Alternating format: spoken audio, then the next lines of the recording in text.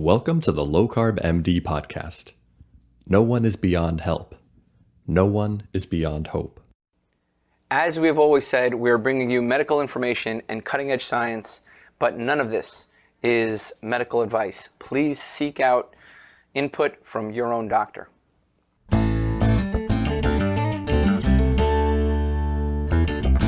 Hello and welcome back to the Low Carb MD podcast. Tro, we're together again to cause more damage. How are you doing, man? This one's gonna be good. If you guys have been on Instagram or social media, I mean, so many of my patients said, you have to get, this doctor on. You have to get, Shawn Tassone on. Did I pronounce that right? I just want to make sure. You see it on social media and you never know if it's right. And I started following him about, maybe 6 months ago, and his content was ridiculous. Then I find out he's board certified OBGYN, board certified in integrative medicine, MD, PhD. And I'm like, holy crap, we got to get this brilliant guy on. And if you're not following him, you got to follow him. You got to follow him on Instagram. And I believe he also has a book. So came out last year, if I'm not mistaken. Is that right? Yes, July of 21. Yep. The Hormone Balance Bible. Get the book and listen, we're happy to have you on. What I love most is, you kind of play the middle child on social media. You rail against convention and you also rail against the voodoo. And I really think we need more docs like that, just open-minded docs who are willing to kind of, think for themselves and yet, not go too far off the deep end. So anyway, welcome. Hopefully I did you service on that introduction. Brian, did I miss anything? Yeah, no, I want to dive right in. I want to hear about hormone stuff and figure this is a huge issue. And I think, I was in practice for 18 years and kind of, the Women's Health Initiative, you say, well, you don't want to go on hormones unless you have to. And you can go and suffer, have vaginal dryness and moodiness and all these other problems. And I think it was one of those things where we were doing a disservice for men and women of not looking at hormones and doing the low carb stuff. I become much more and getting older, I become much more in tune to that. So your area of medicine is critically important. I think there's a lot of people in need. And so share your wisdom with us, Doc. Well, first of all, thank you so much. And I'm going to play that intro for my ex-wife so that she can hear how awesome I really am. But it's like, as far as the both sides of the coin thing, I think it's funny that we have this dichotomy right now. It's pretty much pervasive in the country either, but you've got the allopaths and the osteopaths, the ruling paradigm, if you will, basically bashing anything that they don't comprehend or understand. And then you have the alternative folks who are bashing the doctors, which obviously is never going to work. But you have good people, I think, in most camps. It's just, you get these outliers. And I think it's just really important to help women make informed choices, whether it's birth control pills or supplements or whatever, because there's so many things out there. Doctors can be lazy and put you on a birth control pill for everything. And alternative people try to sell you everything under the sun. So I think there's a happy medium somewhere, and it's just trying to find that space. And for me, all that training that I did was more of a personal journey because, my mom passed away about 21 years ago at 57 from ovarian cancer. And I was a second-year resident. So I knew a lot about the disease and I had the process and the treatments and all that. But what I couldn't help my mom with was just living her life. I couldn't help her feel better. I couldn't help her, her joints were hurting and I felt worthless basically as a son and a doctor. And so when she passed away, I went on that journey and, wound up doing the integrative medicine at the University of Arizona. And because I was in Sedona, because that's where you go when you're having spiritual crisis, apparently. And I went to Sedona and I had that epiphany. And really, my practice has just sort of morphed as the training that I've done has become a part of my life. In a sense, it's sort of bled over into what I do. Can you talk a little bit about, I'm gonna start off before we get into hormones, this concept, and I see it a lot often, medically unexplained symptoms. I think like the one thing they didn't teach us in, I'm a board certified internist. I went through an allopathic residency training program, an osteopathic doctor by training, and I was chief resident. And I'll tell you, they didn't let us say, I don't know, but I want to find out. Right? Like, when somebody came in with a little bit of pain, or like I got a little discomfort, my sleep is off and they're postmenopausal, right? We would just say, well, okay, maybe you have a little sun and maybe you have a little, we just describe, like we would ride off the symptoms, and they never really taught us to say, I don't know, right? But I want to find out. Yeah. No. And so that's where I feel like the alternative medicine ground breeds. Right? Because your doctor goes, doesn't listen to you, doesn't take care of your problems, just throws a pill at you after not understanding it. And then you're left with, nobody will hear me, nobody understands me. Let me go, take algae pills, or let me go take, I don't know, I got nothing wrong with bioidentical hormones, but that's maybe where they find themselves to that world. So what do you think about the fact that the convention is just not prepared to deal with medically unexplained symptoms? Well, not only do we not say, I don't know, but we also have this kind of machista, macho kind of thing where we don't want to refer because we don't want to act like we don't know. So I think that's why a lot of women get put on birth control pills, because birth control pills are great for birth control. That's what they do.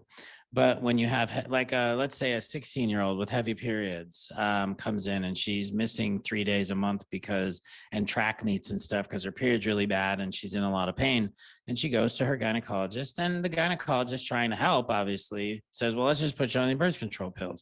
Well, that's great because it's going to help her, but it's not going to fix the problem. And so poor girl is going to get misdiagnosed for probably a decade because she'll stay on them for 10 years.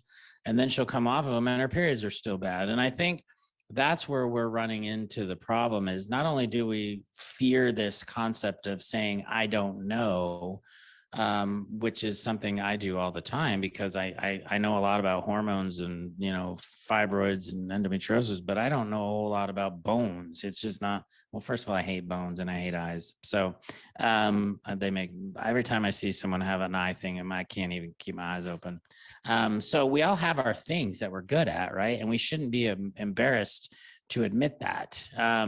But I do think that our cover up, our fallback, at least in women's health, is birth control pills. It's like the panacea for everything, And so, yeah, I think we're overworked and, we're underpaid, and obviously there's violence playing everywhere.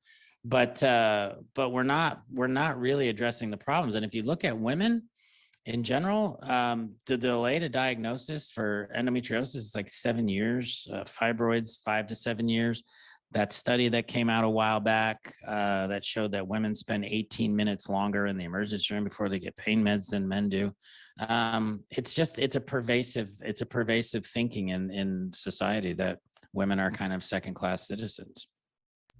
Yeah, I think we know that with cardiac health, if a woman complains of chest pain, right, they're much less likely to get cardiac care. So I definitely think that there's something to be said in that. I think the other part about it is our culture kind of teaches men not to complain, like they have to be stoic, and so men don't go to the doctor, right? In general, they don't seek out doctors as often. They don't seek out doctors as much. So when you juxtapose these two, that there's a strong bias against kind of listening, right? And doctors don't listen, and then men don't get care and they're too stoic, like you're left with this world where we're not addressing women properly.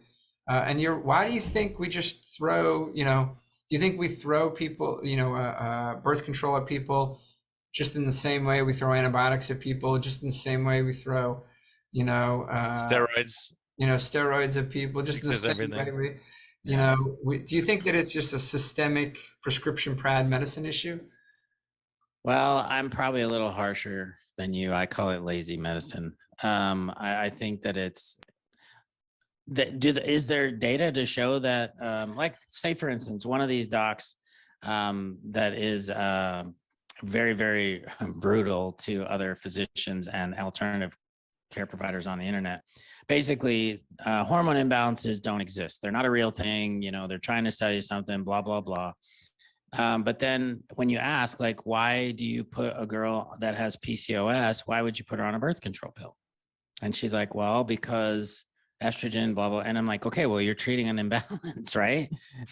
Because what's the pill going to do is going to shut all her hormones down. And so that's where I think we need to be better is that, well, look at it. Okay, let's say back when I was delivering babies, I could see 45 to 50 people a day. Obviously not very well. But I did it, and you have to do that to pay your bills. I can't sit there with a woman and that has PCOS and talk about ovositol and myoinositol, low dose naltrexone, inflammation, diet. I can't. I just don't have the time. But what I can do is say, well, let's try 3 months of a birth control pill because I know it's going to help her, quote unquote, have a period, even though it's not really a period. And maybe she'll be happy. And so I think the intentions are good, but it's basically just a lack of time and it's a quick fix. Yeah, I couldn't agree more. Brian, what would you, I think the last time we looked at the data, it was 7 minutes per visit, right? Yeah. Yeah. The average, And the patient gets interrupted. I think we just talked about this. They get interrupted in the first like 8 seconds or something when they're trying to talk because we're telling them what their problem is. And it's just amazing. I see it a lot. I just had a lady this week. She, went and saw an endocrinologist. All they checked was a TSH. She has every symptom of hypothyroid. They check TSH and go, you're fine. Nothing's wrong with you. That's all they checked. Nothing else. I was like, wow, that's kind of interesting, isn't it?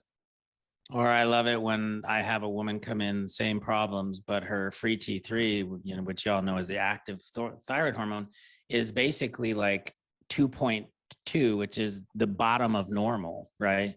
And she has every symptom in the book. I put her on something like NP thyroid or Armor thyroid to help, and as well as give her more things to try.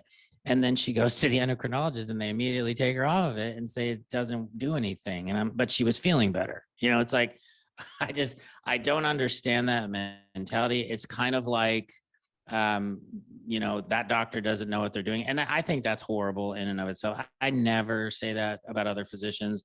I might add the plan or something or say why I would do something differently, but I'm not going to just take people, and endocrines are one of the specialties that does that all the time. They don't get NP thyroid. They only use Synthroid, and it's like you said, there's some professions that I think are more prone to having open minds. I think family practice, maybe peds a little bit, OB and internal medicine, but the surgical specialties and some of these, rheumatology and endocrine, that there aren't many providers out there and they can do what they want because people have to see them. There just isn't a whole lot of forward thinking there. It's just whatever we used to do 20 years ago, it works. Let's just keep doing that, Yeah. 20 years ago when I came in, my partner was an endocrinologist and he would say, never put people on Armor. It's going to be gone in 6 months to a year. It's off the market. Yeah. Right. 20 years later, I'm using it more than ever. It's amazing. I agree. I agree. And it's one of those things too. In Texas, we have some docs that will actually try to report you if you prescribe it and say that the labs are quote unquote normal. But she has every symptom in the book and her T3 was 2.2 and you get her up to 2.9 and she feels like $1 million. And yet somebody will write it. Never happened to me, but a friend of mine got reported to the board by the endocrinologist for prescribing a thyroid medication that wasn't necessary. And it's like, why in the world? Why are we being this way? The patient feels better and it's safe and she's great. Why is that such a horrible thing? Well, that brings up the point that doctors are treating a number, not a patient anymore. They look at a certain number. I just had a guy, his triglycerides are 886 and his LDL is 94. And the doctor goes, man, you got a great, your labs are perfect. Your LDL is great. I mean, you have a good LDL, your cholesterol, you're healthy. And it's like, well, he's got full-blown diabetes and insulin to the roof and all these other things. And getting back to, my questions on that, when you have someone with say their T4 is normal, free T3 is super low like that, like 1.9, 2.2. Are you looking at other causes as far as like high cortisol or, life stress and not sleeping and all those kind of factors, other things that we can mitigate that might help to increase that T3? So the interesting thing about my practice right now, I'm 100% insurance, and I'm still struggling with the time stuff because I can't bill for time, right? So I think I'm going to try to transition out of that at some point because I can't do an hour, which I would love to do, or I might be hiring some health coaches and things like that. But what I do try to do, the only test that I don't routinely do is cortisol because I can't do it through blood. And usually that's urine or saliva. And I do kind of hold that out. I would say 85% of the time I can get pretty close helping people if I use like hormones, supplements, nutrition, and exercise. But you know how patients, if they had to choose between hormone supplements, diet, and exercise, they're going to choose hormone and supplements because diet and exercise are too hard, which I will totally agree with. But it is kind of something where I will add that usually, but I do think cortisol is way misunderstood. And unfortunately, I think the alternative healthcare community did themselves a disservice when they glommed onto adrenal fatigue because it's not a real thing technically. But I do think you can have low normal cortisol and high normal cortisol that doesn't feel good. And that's where that's the problem is, you know, how labs are done where you get 10,000 people who are quote unquote normal, the top 5%, the bottom 5% get thrown out, and those other 90%, that's normal. But it may not be your normal. And that's what I tell patients all the time. I mean, how is it not good if the patient feels cold, weight gain, hair thinning, she's tired all the time, you give her a little bump of NP thyroid to get her up to the middle of normal, and all of a sudden she's a different person. You know, she feels better and she refers like 10 friends to you because she feels so good. I just don't see how that's a bad way to practice medicine. You know, I don't get it, but You know, I have seen a change in the overall mantra. Like, you know, it used to be when you go to, you know, look up hypothyroidism in Up to Date or one of these resources, like you would never find T3 supplementation. And now, you know, you go there and says, you know, there's some people who supplement T3 and consider T3 and adjust based on clinical symptoms. You know, how much of this, you know, is time and nuance and the practice of medicine, the art of medicine, you know, versus like this over focus on treating numbers and doing everything by, you know, some code that, some guideline that may or may not address the issues that our patients come to us with. well, there's that saying that science evolves one funeral at a time because the old guard dies off and then the new docs come in and replace them with different thoughts and what might be heresy now. Like one of the things I was just talking about with somebody was back in like 1999 or 2000, I was in this quandary of what to do. You know, my mom was sick and whatnot. And I read this book by Andrew Weil called 8 Weeks to Optimal Health. And it was talking about these crazy things like fish oil and magnesium and CoQ10. And I was like, whoa, my mind was exploding. Now those are pretty normal, right? Those are just accepted things that we all do and that we understand. And so that's kind of how it is now. I think the things we're talking about now is being silly, like NP thyroid or, you know, not looking at just the numbers, I think is going to be, we'll laugh at that probably 20 years from now. Back when, you know, when we're wearing diapers, everybody will be, you know, thinking about, but we'll be on the cutting edge. They'll be listening to this episode and going, damn, Well, these you know, guys knew what they were talking about. and I think we were bringing up an important point when I trained at USC and, you know, graduated in 1999. I actually graduated, Troy. I actually did. I have a diploma behind me to prove it. But OB-GYN, when I did that rotation, man, they had their grand rounds and these guys were just, it was a brutal fest. Like the fights on both sides, like whether you take both ovaries out with a hysterectomy or one, and adamant on both sides. But the thing was, even though it was a brutal fight, at least they could have the fight. Now in California, they're saying you can't argue. It's either you take the ovaries out or you don't. If you do one or the other, you're gone. If it's not the standard of what everyone says is the consensus. And so you lose your ability to say, well, let's see how patients do. Let's look and see what, you know, here's my outcomes. Let's compare it to yours and we'll talk, right? Kind of what you're doing when someone wants to send you to the medical board because you're using Armour thyroid and they think the numbers are normal when the patient's suffering. It's just amazing. Well, that, and how about what the patient wants to do? It's like, you know, when I talk to a woman about fibroids, I don't just tell her, oh, you got to go on birth control pills or you have to have a hysterectomy. And they get that all the time. 90% of the time, that those are the two options they get. No one ever talks about just removing the fibroid, or let's try to melt the fibroid, or let's talk about medications or diet, or, it's funny because I have a lot of these docs that in town here that might think I'm a little wonky for what I do, but they'll do a fibroid surgery on a patient and then they'll send her to me for the post-op stuff like hormones and inflammation, and because I'll use like low dose naltrexone and some other things. So they don't want to do it, but they'll send them to me so I can do it. So they, there must be a belief somewhere deep inside their brain, but they just don't, and that's the thing. That's what's great is that, okay, I can be the expertise there. And you don't have to learn it, but the fact that they're referring is kind of nice. They just don't talk about it openly, Yeah, let's talk a little bit about low dose naltrexone. Where are you seeing that? Where are you using that? Because I've never used it personally. So I started using it. A good friend of mine, Isabella Wentz, wrote a book called Hashimoto's Protocol. That was a New York Times bestseller. And I've known her for about 5 years, and I was talking to her about low dose naltrexone. There's a lot of studies on using that with autoimmune diseases like Hashimoto's, lupus, rheumatoid, things like that, because it gently blocks the opioid receptors and makes your body then turn around and make more endorphins. So, and then endorphins obviously help for pain. They work with inflammation, and which is basically what autoimmune disease is. It's just a lot of inflammation. And then I started using it on some of my patients, and I was seeing, TPO or thyroid peroxidase antibodies dropping from like 1,000 down to 50, and so it was really helping these women, and they felt better. And so I have begun to use it off label, which I tell my patients it's off label. But if you think about other disorders in women's health, endometriosis, for a fact, is highly inflammatory. It responds to diet sometimes. If you eliminate gluten or dairy, for some cases, it works pretty well.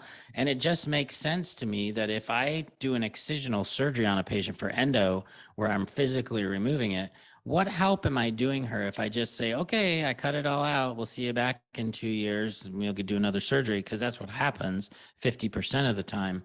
Why am I not trying to at least help her going forward by making sure she's not estrogen driven, that she has enough progesterone? And I'm starting to add things like, I like a product called Zyflamend that has a lot of curcumin and stuff like that, turmeric, and then also using the low dose naltrexone. And while I'm doing this, there's not a study that I can quote. It makes physiologic and medical sense to me to try and help these women, because for decades we've been cutting on them and then sending them on their way, and it doesn't work. So let's try something new. And so low dose naltrexone for me, I sometimes will use it in polycystic ovarian syndrome if they have a lot of inflammation. Like I'll check C-reactive protein. And obviously, I'm doing this and I talk to my patients about it. The only side effect I've ever seen from it is vivid dreaming, which I joke, if you're having good dreams, that's great. If they're bad, that sucks. But Yeah. And also if you're on chronic pain meds, obviously that's going to make your pain meds less effective. But I do think it's been showing some promise, and there's now conferences you can go to all about. That's all they do is LDN conferences. There's a couple of books out now. So I think we're going to see it used a lot more in the future. Yeah, I think that's important. And I was going to ask you on that too. With sometimes we'll see women, their TSH is normal, free T3, everything's normal, and they have high antithyroid antibodies. Yeah. And so it's like, do you just follow that and wait to see if something happens? Or do you think low dose naltrexone would be appropriate and try to lower down the antibody titer? From what I have seen, I find that women feel worse when their antibodies are high, even if their labs are normal. They still feel poorly. Just like a patient with rheumatoid, if their antibodies are super high, that usually means something's going on acutely and they're flaring or something. So I find that they don't necessarily feel well. And what I have found, and I have a friend here in Austin that's a thyroid surgeon, and what's funny is she's very strict about the numbers and everything, but she's having thyroid problems, and she's in the normal range, but she's low normal, and she wanted me to put her on NP thyroid. And so it's like, it's funny because she would never prescribe it in a million years, but she wanted to try it. And I think that's kind of where we're at. Same with low dose naltrexone. It's kind of like it just doesn't have that level 1 kind of proof yet. But as long as I'm not harming the patient, and I'm not, I think it's worth trying, especially if they're willing to try it. And it's compounded. So that's another thing with low dose naltrexone. You have to have it compounded. Although what's fascinating is I found that a lot of my patients on LDN were losing weight. And I think it's just because the endorphins make you feel better and you're just not eating as much. And a company did come out, pharmaceutical company came out and put LDN and one of those migraine medications into a pill, because that certain migraine med actually helped with weight. And so they just combined them. So there is some work that's being done on that right now. So it's promising. Yeah, it's really interesting. Troy, I know you're chomping at the bit. Yeah, no, I think I've seen some patients, a lot of times we look at people with autoimmune diabetes, for example, and we think, how long will they honeymoon? If we look at people with autoimmune thyroiditis, we're thinking, what can we do in this time frame? Like, their antibodies are high, and just so you know, this whole concept of when they're in a flare that they feel bad. We've had several patients now where we check their antibodies are through the roof. Their parathyroid hormone goes through the roof. Their calcium levels are high. They're anxious. Like, there's a lot more going on, than just like, hey, there's antibodies against your thyroid. We ultrasounded one thyroid, and it was very clear there was this heterogeneous edematous boggy thyroid, consistent with thyroiditis. So we look at like Hashimoto's, like in medicines, like, oh, your TSH is fine, but probably eventually you have antibodies and your thyroid's going to go out. But it's not always so linear. There's a lot more to it, than I think most people, respect. And now the question becomes, then what do you do about it? We've had some functional medicine doctors talked about what to do about it, and it's not clear. I mean, naltrexone seems like an interesting idea. I haven't seen any data on it. No. I don't know what to do. I tell these people, usually I'm telling them, you can try autoimmune protocols. There's no significant data behind it. You can try like living your best life, clean eating, if there's any environmental exposure that you think could be in play, we could explore it. But I don't really know what to say to these people.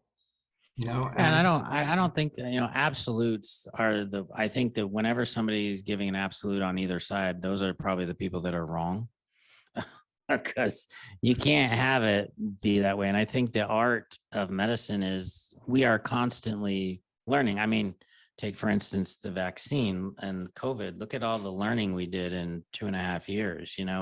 What was getting censored in the beginning is now kind of common sense. And I think it's going to take longer with thyroid stuff. But my goal is, I think if you focus on the labs, it could look, like if her TPO antibodies are in the thousands, that could look bad. But what if she feels okay? As you said, it's going to eventually probably burn out your thyroid and you'll be hypothyroid, but we may not be able to fix that. I mean, that's a genetic probably thing that is almost destined. And that's the other thing.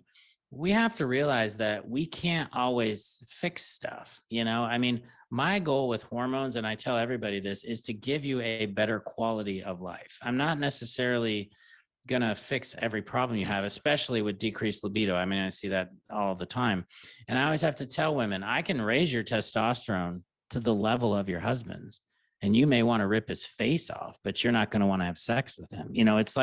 It's kind of like, there's a process there. And I think people have to understand that. And I think obviously the biggest thing you could do for autoimmune is probably your diet and exercise. But again, that's not a quick fix, and trying to get people to do that is we're all aware, tough. Yeah, I think realizing that. Tough. I disagree. It's not tough. I think, I think it's gotten a bad rap. I think most people coming to me want to do it. Most people, I'd say 99% of people coming to me want to do it. It's just finding it's finding those people. It's selecting those people. I'm who actually wanna projecting. make It's change. me. I don't want to do it. How's that? Yeah. That's right. Yeah, but That but I'll buy, you know. we're But outliers though, because we're outside the insurance. When you said insurance, I got nervous for a second because I'm outside the model too now. But it's one of those things where when people are coming to us seeking, a lot of patients, I would say a majority of my new patients now, I'll say, why are you here? And they go, my old doctor would yell at me every time, even though their numbers are getting better, everything. They go, you're eating, you need to be vegan. You have to do this, you have to do that. It's like, well, I'm getting better, doctor, and I feel great, and my sex drive and energy and everything's perfect. Yeah. And you start realizing there's more to this story. We focus on sometimes this little minutia thing, and we forget the big picture of how the patient's doing. And that's the remarkable thing. And I can Right. tell you, Yeah. you're a hero to the men and women like that when you get the hormones right and you balance them out. Yeah. Oh my gosh, what a life-changing intervention. I mean, I can't tell you how many women are crying in my office because of that. And I feel kind of like I want to take credit, but what I did was pretty easy. It's not like it was super hard. I'm just giving you back what you used to have and you don't have anymore. But nobody's listening. Nobody. I mean, by the time they get to me, they've probably seen 5 people, And I just personally, my ex-wife, who I mentioned earlier, is an OBGYN. She's lovely. But we have this discussion all the time. She'll send me patients that are a little more complex because she's busy with babies and She's getting back at you. That's why she's sending you all the difficult people. Well, we know that game. I send her kind of some difficult ones too that are pregnant, so it all works out. But the joke is it all goes back to our kids anyway, so who cares? But yeah, it's just like, and I think it's because I'm willing to I can take the extra time, because if somebody's complex, they're changing their dosages all the time. They're taking 15 supplements. I have so many patients that'll see me and then they'll also see another doctor, and this doctor's changing this and I'm changing that. And it's like, it can be difficult, but if you stay with it, and I think overall, and we know this as doctors, it's also your relationship with the patient. I think sometimes just listening to them and not saying anything, don't cut them off after 8 seconds, like you said, that can help with healing too. Yeah, and I think we get biased too. I know if I speak for myself, I had a patient that she came in and she had everything wrong with her under the book. She couldn't get out of bed. She didn't come to her appointments because she just couldn't get out of bed. I'm like, you're depressed. I'm trying to figure out. And we got her thyroid balance. Not me. I had help from an expert in thyroid, and man, she's a different person. I look at her now and think, wow. And for 15 years, I'm looking at her medical history thinking this lady's, there's something mentally wrong with her, right? Because you cannot possibly be laying in bed all day. You don't have energy to go for a walk. You can't do anything. But when you don't realize, when you start realizing that there could be a physiologic effect of those, there's something that's wrong, we got to look and not just dismiss people right off the top and say you're anxious or you're stressed. And how many docs would have put her on Wellbutrin or something, I mean, and it might have been that depression is depression. It's a real thing, but the hormones, I always say, can magnify it, can make it 10 times worse. Yeah, nutrition and hormones. I think we just don't pay enough respect to either one of these things. And you mentioned that, in Hashimoto's and PCOS. I mean, I think that these are really things that people have. I don't know. I think most doctors feel that way you do. That projection, you said that, jokingly, I know the power of nutrition, but we project onto them that, nutrition is not something you can sustain, and it's not something that can help. And yet more and more data comes out showing insulin resistance is so tied to PCOS, that insulin resistance and diabetes and just the modern processed food is like detrimental to women's hormonal function. And yet, like, there's no evangelism amongst our peers about, like, how can we motivate people? How can we get people to, realize that nutrition certainly is powerful? And it's not that necessarily that nutrition is medicine, but, nutrition can be poison. Maybe that's what we need to say. Nutrition can be poison. And if you're living in that modern food environment, modern food, high glycemic food, high sugar, and your testosterone, and you're a man, your testosterone is 150, well, there's something we have to change here. And it's not just give you more testosterone. Something's using that up. Something's causing a decreased production. We can't just give people, estrogen without, and progesterone. We just can't give people hormones and not address the underlying metabolic dysfunction. So am I crazy to think this way? Should I be disbarred or whatever, or take my life? Should my life be Disbarred. taken away? You know, should they like come after me? Tell me, am I a heretic? No, I don't think so. I think you make perfect sense. I mean, you can be disbarred. That's not going to affect your livelihood. So that'll be fine. But no, Yeah, I you think, forget. I think it makes perfect sense. So Yeah, I I'm, think that's the dream team is really having, for me in Yeah. California, one of the problems is anyone who does what you do, it's so expensive, people can't afford it.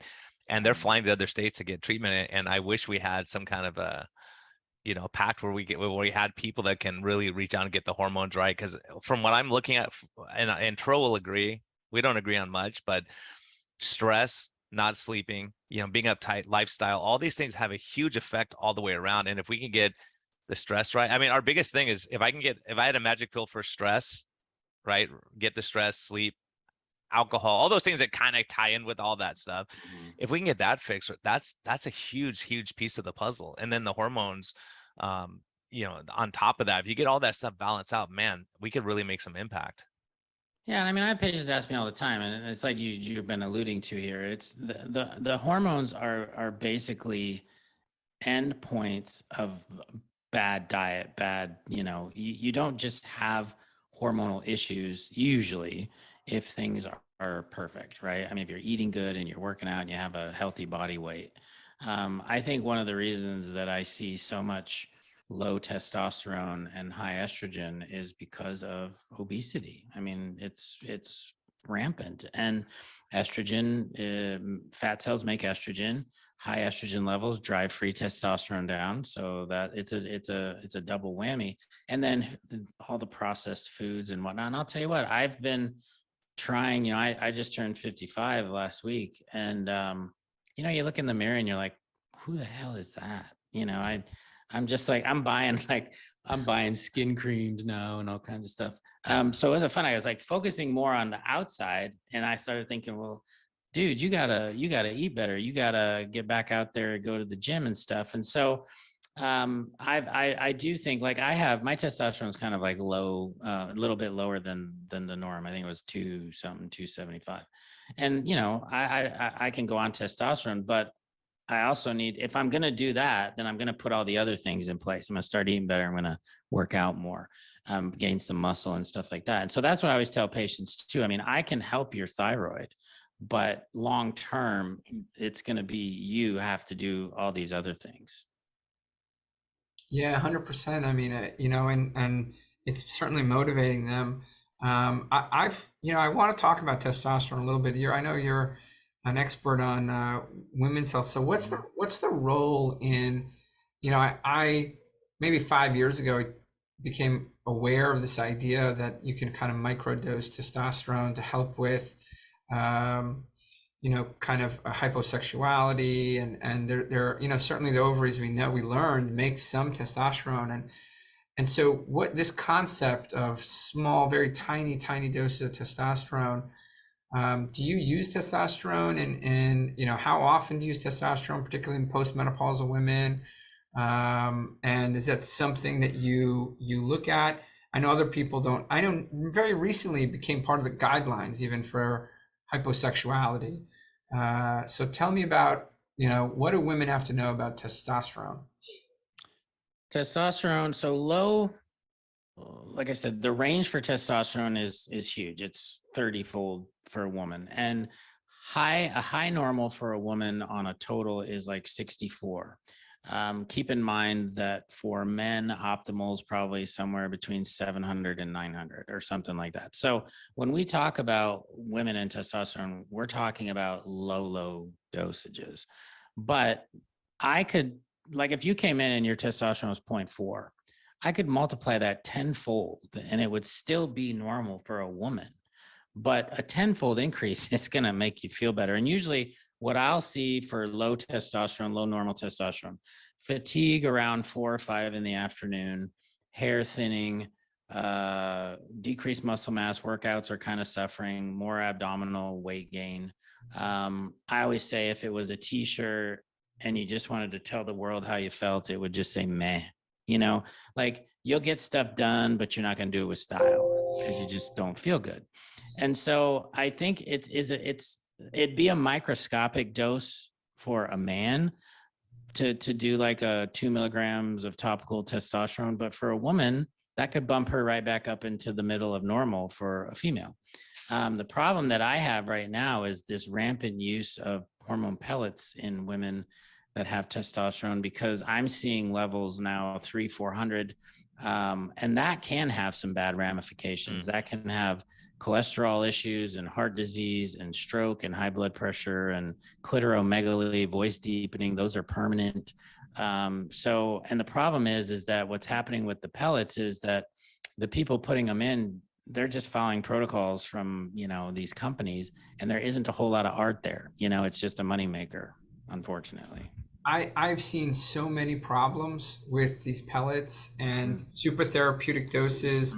Literally, some women with 400, 500 range testosterone, and then you call up the office. I'm like, hey, what's going on? I'm noticing, there's manifestations and and they're like, well, no, this is just what we do. And I'm like, well, this doesn't seem right, And I'm like, this doesn't seem right. No, it's completely normal. And they've got like a stronghold on the patients, and I want to respect their practice, but also like, I want to do right by my patients. And I just tell them, I'm like, I wouldn't go to that doctor, and there's other people who do pellets who are so like, and I don't do them, but they're very focused. They track the numbers very closely. They make sure that it's not super therapeutic, just easier for the patients. I mean, have you ever seen somebody do it right versus do it wrong, or are most people just doing it wrong?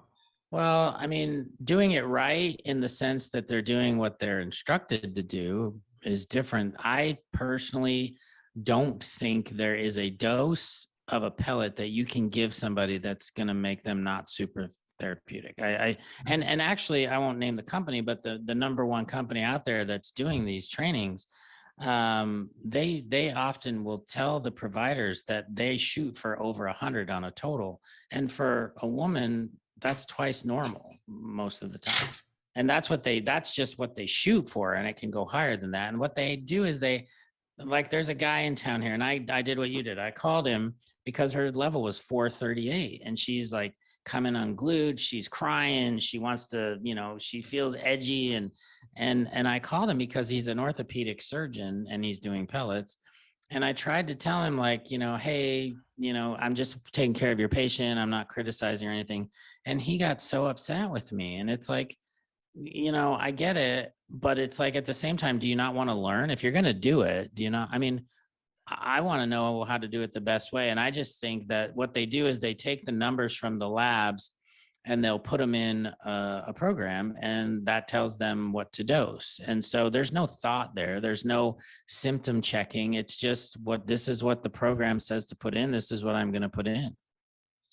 Follow the protocol. So All protocol. I think it's ripe for problem too. It's, there's no real oversight, and No. But the problem is it has like, in terms of it's easy and it's being, it's potential, like there's potential there if people are like somewhat responsible about it. But I think the only people I've seen really do it, I've like, out of 10 doctors I know doing it, maybe one of them would I ever refer anybody to.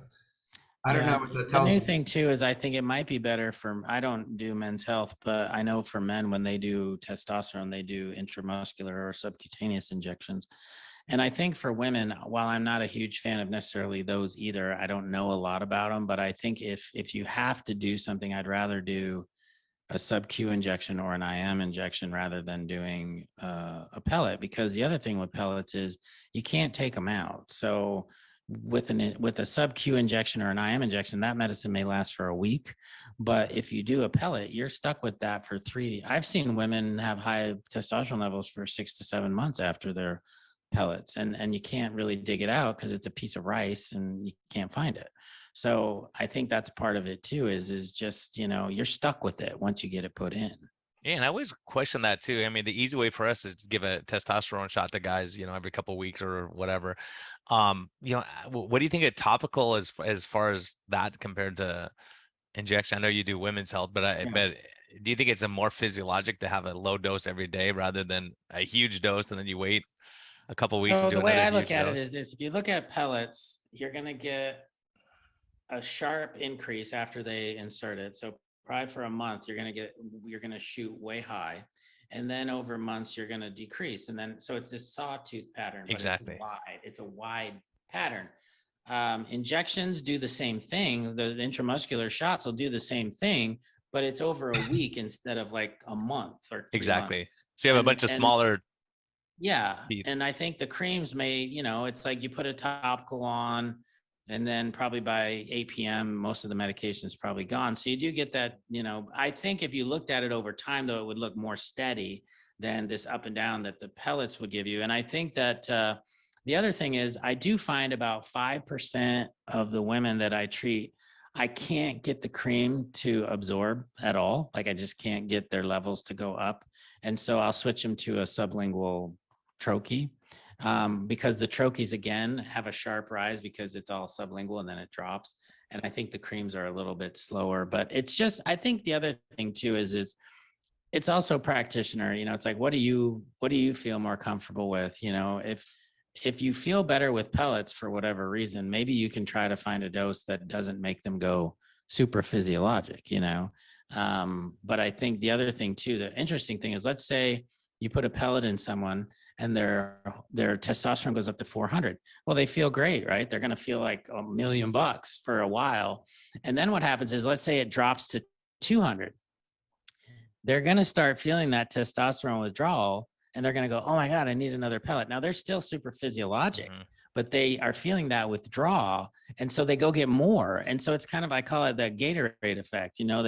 They put the citric acid in Gatorade so it dries out your tongue and you feel thirsty, so you drink more. And it's that same kind of concept. It does. You mentioned earlier about them being kind of trapped. I do think that, because I can't tell you how many women I've had to bring down off of a testosterone high, and they don't think I know what I'm talking about. They feel miserable, but their testosterone is still 180. It's like, well, it's because you're not 400. I got to get you down a little lower. When you get some resistance, and it's just like anything. If you lower someone's blood pressure from 280 down to 100, then they feel like they're gonna die. You got to do it slowly and get them physiologically used to it. And I think one of the big things, I think, from the consumer level and maybe from a medicine level, is people think, well, if a little bit of testosterone is good, more and more and more has to be better. And you're looking at a balance where if you go up too high on this, then you get unintended consequences down the road, and instead of saying, okay, let's just kind of even things out, kind of like what we were trying to do. Why do you think it's a controlled substance? It's like because of the meatheads that, if a little's good, a lot's better. And so their testosterone levels are 3,000, the bodybuilders.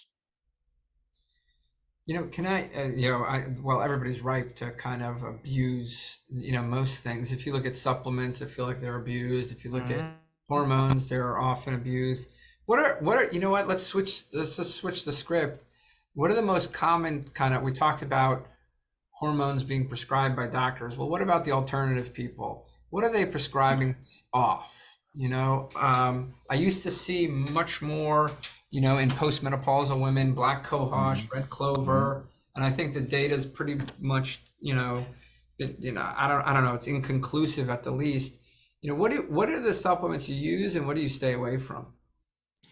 Well, first of all, the number one abuse thing, I think, in the alternative realm is having patients order their own blood or their own urine testing, and then having the coach interpret the results, even though they really don't have any background in doing that.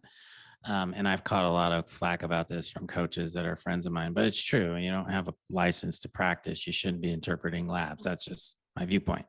But then once you get past that, the supplements I see that are abused are used all the time, most of the time inappropriately. And number one is probably DIM.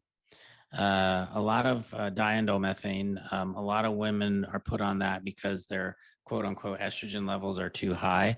DIM doesn't lower estrogen at all. It's not what it does. Theoretically, it will convert estrone into a more protective 2-methoxyestrone versus 4-methoxy, which is carcinogenic. And so, and that's it might do that, but everybody I see is on DIM for some reason. So that's probably one of the bigger ones. I think some of the other ones, are things that are anything to me that uses that whole detox. I hate the word detox, cleanses and all that. There's absolutely nothing wrong with doing a 3-day juice thing or other. But I always tell people your kidneys and your liver are going to do all that anyways. If you just give them what they need and you eat right and you drink a lot of, fluids and whatnot.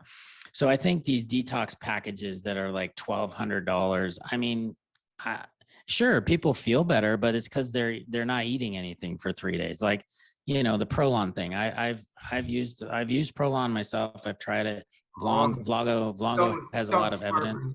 Yeah, but I'm going it's to give like, you food to fast. I'm going to give you food I to know. fast. It's fast mimicking. Okay. It's such Yeah, a we're joke. mimicking. Yeah. It's And he's a gazillionaire now because he basically put a bunch of olives in a box with some dried soup mix and people lose 7 pounds, but then, because you're not eating for 5 days, but is it worth it? I don't think so. But yeah, I would say that DIM is probably the one I find the most widely overused. Black cohosh and things like that, they will work for hot flashes, but what I find is most of those things will work about 60% of the time, and then maybe they'll work about 3 to 6 months, and then they stop.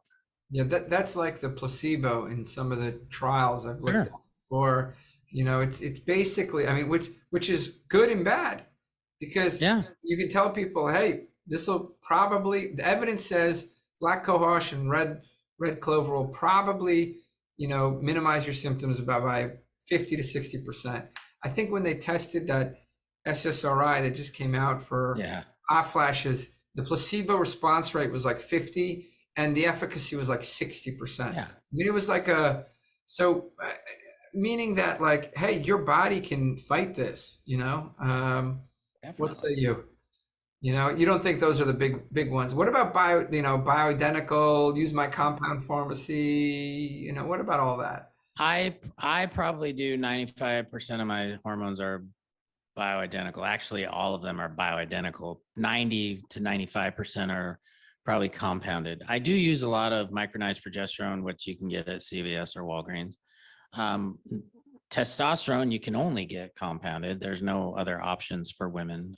So it has to be compounded, which I think is basically a telltale sign of what we think of women in this country, because the FDA has been approached numerous times by companies that have testosterone replacement, and it always gets shot down as basically not medically necessary. So you have to have that one. So it's like, and then we know that estradiol, if you give estradiol orally, you're going to obviously tax the liver a little bit more. Also, if you give oral estrogen, it has the propensity to go down that 4-methoxy pathway when it's breaking down, which can be a little more carcinogenic. Topical administrations of estrogen don't actually do that. So there is some data to show that it's better to maybe do it topically for women. And that's why, we also have patches. But what I find that's interesting is that if I gave a patient a prescription for, say, Vivel, which is bioidentical, and Prometrium, which is bioidentical, by the time they go to the pharmacy and they pay 2 copays for $40 each, they're paying $80. I could give them estradiol and progesterone and even testosterone in a cream, and it's $45. So sometimes it's cheaper. Now, what I would caution people to do is, I have really good relationships with the compounding pharmacies I prescribe at. I've gone to their facilities. I make sure that they batch test every 3 to 6 months to make sure that they're doing it the right way. And I really respect the pharmacies that I use. So you could have bad compounding. There was years ago, one of the big retailers, I won't say their name, but it's either CVS or Walgreens, started compounding. And I had a patient come in who I put on estradiol and whatever, and she felt miserable. She was like 62 and her estrogen was, I don't know, it's like 1800. It was somehow, I've never in a million years seen the number. And so I called the pharmacy. Well, instead of doing 2.5 milligrams, they did 25 milligrams. So you can't have the possibility of human error, obviously, because a human's making it. But they had just started, it was new pharmacy, you know, and so I just like tried and true, they test it. And so I think, you know, when you're looking at it that way, the medications that are used in compounding hormones are FDA approved. The estradiol, they're all FDA approved hormones. It's just the compounding isn't FDA approved. So when you hear that moniker that they're not FDA approved, well, they are, the hormones are, it's just the way that The they're delivery. Yeah, that's not FDA approved. Oh. Yeah, and you know, so help me understand that, because do you have a financial relationship with the compounding pharmacy? Well, no, because that would violate Stark. Yeah. I will say that I now have become friends with them because they're mom and pop, at least the one here in Austin. I use another pharmacy in Colorado that can ship anywhere because the one here in Texas can only ship in Texas. And I have theoretically, if you got a kickback, that would be a violation of the law. So you're not supposed to be able to do that. I mean, Yeah, so- I've heard doctors in the weight loss world, at least. I just met my first patient who said their doctor would not write a script unless they said that they would get semaglutide from their compounding pharmacy. And I just thought to myself, like, oh my God, this is setting off so many red flags in my on my radar, you know. Brian, I don't know if you've ever seen that. Just happened today to me. No, I was just thinking about it. I mean, just in our discussion, I was thinking about, you know, a lot of my patients will go, gosh, I go to the dermatologist and they want to sell me laser and they want to do that, all this stuff. And they're selling a bunch of creams and all these things. And how's that not a violation? It's Like if not you're a recommending that to your violation patient.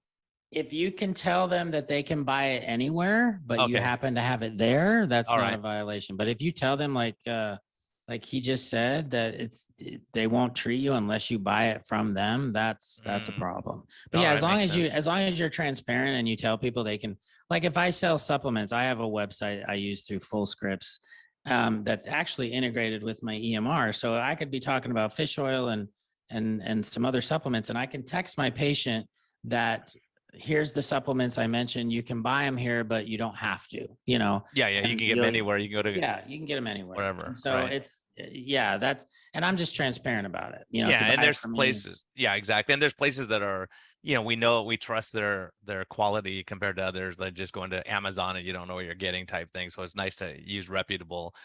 I mean, you know, if I manufacturers. recommend surgery, I'm going to get money for it. So it's kind of a similar, you know, plastic surgeons, like you just mentioned, they sell all kinds of stuff and they've been doing it for decades. It's their business model, but they have to, and I don't think, you know, if you got sued for it, you'd have to prove that you gave them another option. That's the only difference. Yeah, exactly. Well, here's the other side of it. So, you know, a lot of times we can be very skeptical of, you know, compounding pharmacies, supplements, stuff like this. So, but you have an integrative medicine training, and I came into this profession like being ultra skeptical of supplements. If you asked me 10 years ago, I would have said I'll never prescribe any of them. And now I have a consumer lab account. I verify every single supplement recommendation we make. We very commonly recommend, you know, some of the things you already mentioned, CoQ10, magnesium, etc. You know, are there, you know, supplements, you know, how do you go about prescribing a supplement, you know, and how do you verify, you know, the quality of it? I mean, I'm using Consumer Lab, you know, that's the best I can do. Like what do you, as an integrative doctor, what are you doing?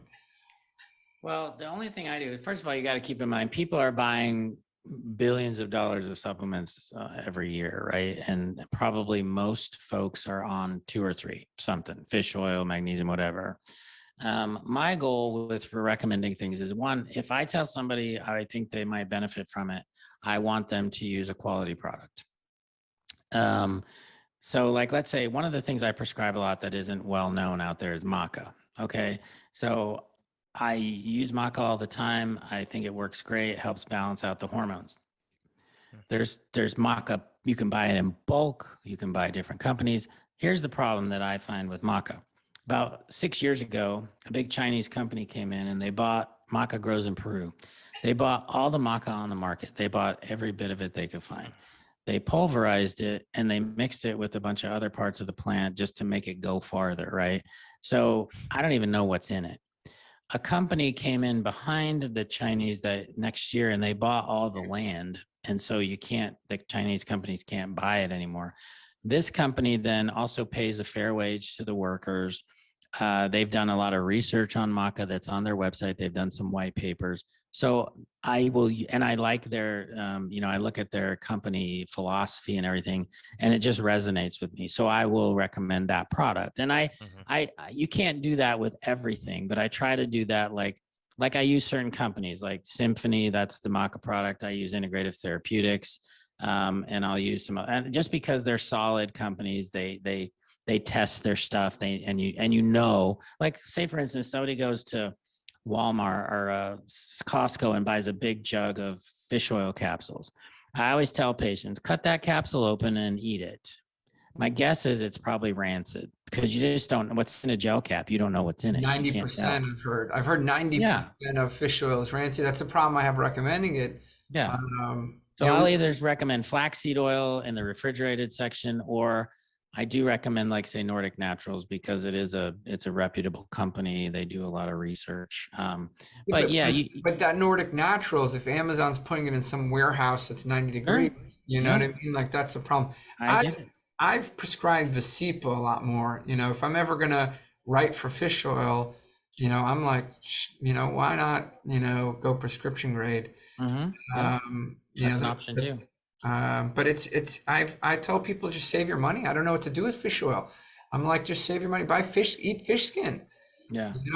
Eat delicious. Some fish skin, Yeah, exactly. That's keto, right? Brian, is that keto? So Doc, I got to learn all this stuff. Yeah, this is keto, man. You can do that. I can do fish skin? It doesn't have to be red meat. You can be okay. Yeah, that's all right to have fish, right? Fish skin and all that fun stuff. So tell us about the Hormone Balance Bible. Basically what happened was, I was noticing over and over again, because I've been doing this for 20 years. I was like, if I was talking to a patient that had low testosterone, I would notice that there were certain themes.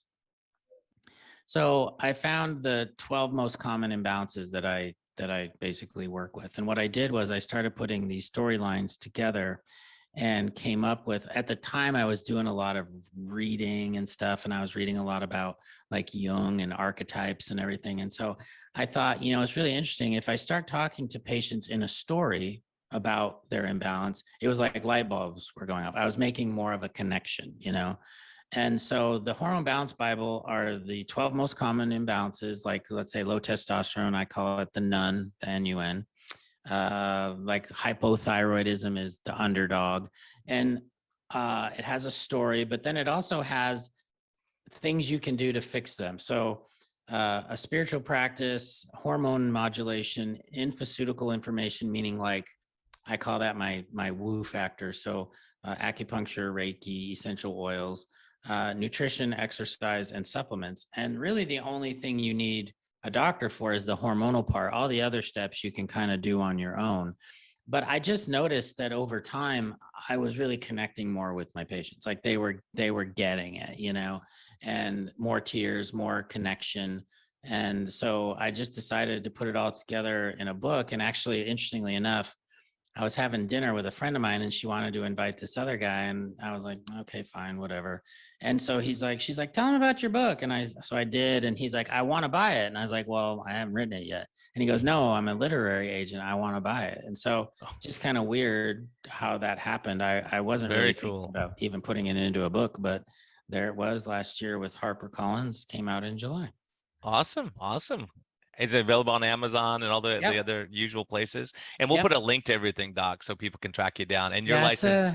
It's about 500 pages, and it's also got stuff in there about each of the hormones and what testing. And so it kind of talks about a lot of the stuff we've already been talking about. Does it have pictures for Tro? The words are hard. There are pictures. Each of the archetype has its own picture. Yeah. Okay, very good. That will explain. And tables, there's some little breakouts if you want, like did you know kind of thing. So if you get bored, you can just focus on those. Awesome stuff. Yeah. Listen, awesome. This has been great. Doing work. What states are you licensed in? I'm just curious. Well, right now I'm licensed in Texas, but there's this new program called IMLCC, I think, where you can apply, and it's good for 27 states to do telehealth in. So I'm almost done with that. So pretty soon I'll be licensed in 27 states. But of course, California's not going to be one of those. California, right? The three bigs aren't in there. California, Arizona is though, right? Arizona is. All right. I'm licensed in Arizona. I have a license in Arizona. I just have to reactivate it, but because that's where I lived for 13 years. I lived in Tucson. But yeah, I'll be making that announcement. All right, very cool. Yeah, because we'd love to use you. You know, there's a lot of need out there, and I have people flying to Missouri, different places to, establish care so that they can get their hormones Oh squared yeah, away. I have that too, and it's a shame that you have to. It's so dumb because for hormones, I could see on Zoom. What's the difference between that and being physically sitting in the office? I really have no idea, but that's the rules. Yeah, for history, especially if they're following up their primary anyways. I Yeah. agree. It's just Makes no silly. sense. So we'll figure out the system, how to make it work for everyone. Oh yeah, we'll figure it out. Awesome. Listen, thank you so much for coming on. Thank you. Dr. Oh, how about like social media, that kind of How does stuff? If people everybody want to reach track you? you How does down everybody there. find you? Yeah, exactly. Because some people So, just won't read the show notes. They're like, sure, of course. My website is TassoneMD, TASSONEMD.com. I'm on Instagram, Shawn Tassone MD. I'm on TikTok, same name, and same name on Facebook. So it's basically my name if you put it in on any of those search engines. And I have a really active Instagram and TikTok page. And I try to make it fun at the same time, so it's not totally boring. awesome. We Are should you think about dancing? that, Tro. Are We you should make dancing it with the fun. stethoscope? Yeah, man, I'm on social media. We do this Twitter and TikTok. Yeah, I see you do man. funny stuff now and all Yeah. I that. haven't danced. I don't think anybody needs to see that. But I try to do some fun things. But yeah, I'm not quite into the dancing yet. Listen, I'm going to tell you, there's some horrible stuff on social media. I saw a doctor do a commercial for a pharmaceutical drug on TikTok. So I don't know how much worse our profession can get, but Yeah. see where it Wow. goes. Follow the money. Yeah. It's been All a right, pleasure. guys. Doc, thanks so Thank much you for joining us. Everyone, you got a treat here. Hormone stuff. We're all trying to figure it out. It's our life challenge. So thanks for joining us. Thanks for having me.